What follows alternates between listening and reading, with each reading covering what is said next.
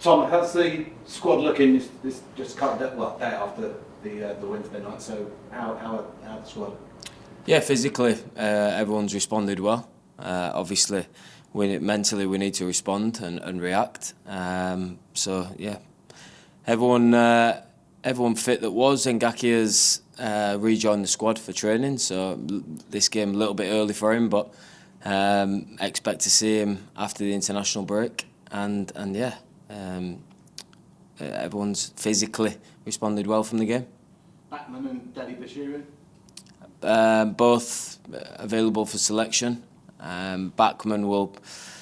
This game might come too soon to be selected from the start, but Dele Bashiru, back in the fold, as is Jefferson. You made 2 changes the other night. For this now, the one coming up, that's 3 games in 7 days. Does that mean there might have to be more? Yeah, always in the plan, always in the physical plan that the third game of 7 days, especially coming 2 days after Wednesday night and a long travel, there was always going to be changes. But when we have a performance like that, it forces me to make changes as well. How have the squad responded to that performance?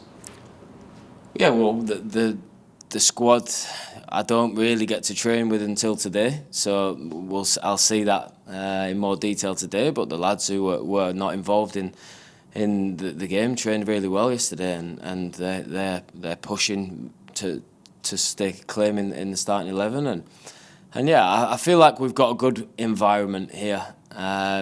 So we have reacted well to poor performances or not our usual standards so far, and I fully expect us to do that on Saturday, and that's the kind of environment that we find solutions and not excuses, and we don't point fingers at people, and no, we knuckle down and we sort it out, and that's what I fully expect. You were obviously bitterly annoyed and disappointed.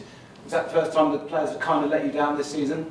I don't point fingers at the players. I see what I could have done better in my job and why we didn't play as well as we know we can. And the thing I'm most disappointed about is we showed no authority to take control of the game in the first half. We showed no ambition to prove that we're a top team and we want to be fighting at the business end of the table. So I'm just as annoyed with the first half as I am with the half that we conceded 3 goals in. Did you learn, again, more about your players that night? Yeah, and that isn't, I'm not saying sort of tagging us as a team with no ambition. I'm saying next time we need to identify that when there's a game that we can take by the scruff of the neck, we need to do so. We need to play without fear. We need to play with risk, because that's what top teams do. You played Baros the number 9. Was that to see what he would be like in that position rather than playing wide where he has to always come on and go up? No, he played there in pre-season a lot, and then we saw a lot. You can tag someone as the 9. A lot of his best actions against Man City, against when he came on against Sunderland, were coming from central high positions. So we targeted his pace against their backline that lacked a bit of pace as an area we could really dominate. But unfortunately, it didn't work out and flourish into his best performance. But what I would say is now everyone's expecting a lot from Bar. He's a player that's only scored a couple of goals in 20-odd appearances in League One last year. I feel like, along with himself, his attitude, but us as a staff, we're nurturing him and we're developing him, and possibly now we've developed him so much, and he's worked hard. I'm not taking credit for it. He's worked hard, but now people are expecting a hell of a lot from a player that last year only scored a couple of goals in League One. So, yeah, feet on the ground, all of us. I'm confident in myself that we can get the best of him and his potential. But a lot's happened very quickly for KB, and we need to remember that. Sissoko's played a lot of game time. Do you think he'll be okay for another game? Because him and Nopona feel like massive players for this club. Yeah. Moussa, physically, he's in great shape. He looks after his body so well, and he'll be ready to go. And Angelo obviously only played 55 minutes in the week, so I expect him to be fine as well. It'll be pleased to get back to Vicarage Road because you take into account the end of last season. It's a fine record you've got going. Yeah, it couldn't be any better for us. You know, after such a flat performance in the week, to sort of be 2 days later, be back at home, it's exactly what we need. And it'll be a very tough challenge, and I think they get the best out of us. And you have responded. You know, the Norwich game, again, wasn't a great one, but you responded to that one. So you've seen your players do it before, where they've come back from a poor performance. Yeah, I have no doubt that we'll do that. Now it's sort of, it's in the balance, the start of our season. Sort of, we go Sunderland, yeah, good start.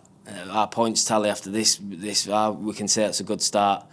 And then after Preston, we're a bit closer to par now. And now we have a chance to solidify it as a good start again. So it's the minute it's one step forward and sort of one step back, and we want to go 2 steps forward and really solidify it as a good start. And I'd say if we win tomorrow, then we can certainly draw a line under the first 2 blocks of the season and say we'd have taken this.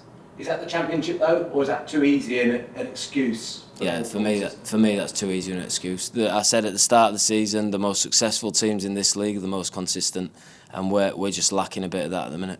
How do you see the Championship? Because we are almost to the second break. Is it panning out how you kind of thought? Yeah, I think the teams that I would have said Leeds, Burnley, Middlesbrough at the start of the season, and Sunderland are doing really well, and. But yeah, the teams that I would have said would be up there, and Sheffield United have, for me, the best individuals. So it's panning out. I would have expected. Difficult game though Saturday, isn't it? I mean, as you said, you mentioned them. They are a useful side, and they got a very good victory in the week. Yeah, very good players. A lot of continuity. It's Michael's 3rd season in the job. They're playing the same way for a long time.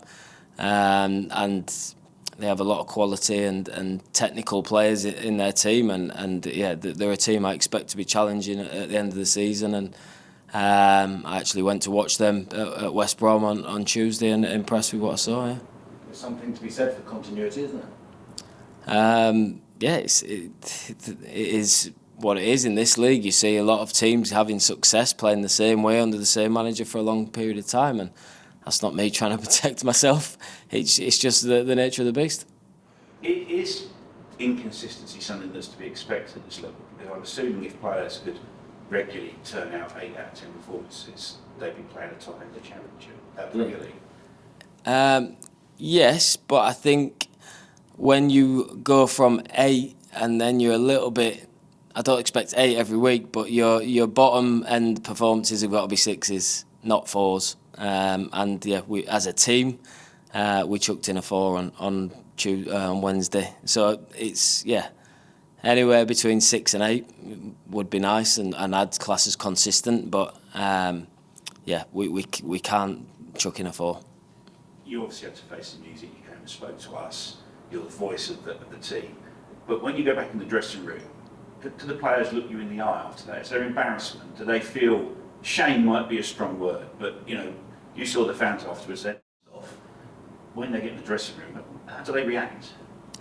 Yeah, I can see disappointment, but I need to see disappointment sort of, or I need to see that on the field. And on Wednesday, for one reason or another, we didn't. So yes, the players feel accountable. Yes, I can see that they're disappointed that they've let themselves down, they've let the club down, but I don't want to blow it out of proportion. They've made themselves and the supporters proud on plenty of occasions this year, and I expect Saturday to be another opportunity to do that, and another time they will do that. But yeah, Wednesday, it was just everyone was really disappointed. We missed a great opportunity to really solidify ourselves in the top 6, but luckily Saturday's another chance to do that. You sort of led me on to what I was going to say. Flip it around. We're 8th in the table, and we're moaning that we haven't gone into the top 6, possibly 3rd. And yet at the start of the season, you said that yourself, there were fans who thought we were going to be bottom 3. Is that just a shift of expectation, or is it just that people forget where we've come from to where we are? Yeah, I think it's a shift of expectation. I think internally we had our own set of expectations, but the bookmakers and some supporters, and fairly so, we finished 15th last year, and we lost a lot of talent in the summer. But internally, my expectations were always a lot higher than that, and they still are. And if anything, from what I've seen, it's reaffirmed that my expectations of where we should be aiming for, and now it is all about consistency. Because it's an international break, does that put a little bit more on the game tomorrow? Because you obviously dwell on it for 2 weeks then. Yeah, for me it does. Naturally, it